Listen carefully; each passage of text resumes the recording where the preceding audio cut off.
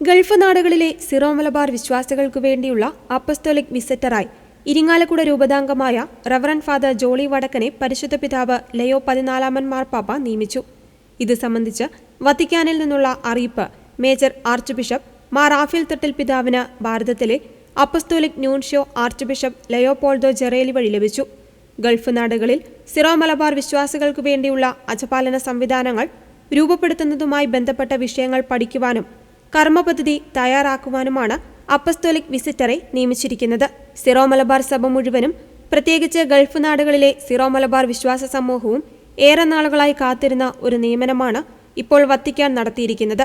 Major arch ബിഷപ്പായി സ്ഥാനമേറ്റ അഭിവന്യ മാർ റാഫേൽ തട്ടിൽ പിതാവും permanent സിനഡംഗങ്ങളും 2024 May 13 Francis മാർപ്പാപ്പയെ ഔപചാരികമായി സന്ദർശിച്ച അവസരത്തിൽ സമർപ്പിച്ച അപേക്ഷ പരിഗണിച്ച് പരിശുദ്ധ പിതാവ് നടത്തിയ പ്രഖ്യാപനത്തിലൂടെയാണ് ഗൾഫ് നാടുകളിൽ സിറോ മലബാർ സഭയ്ക്ക് അജപാലന അവകാശം ലഭിച്ചത്.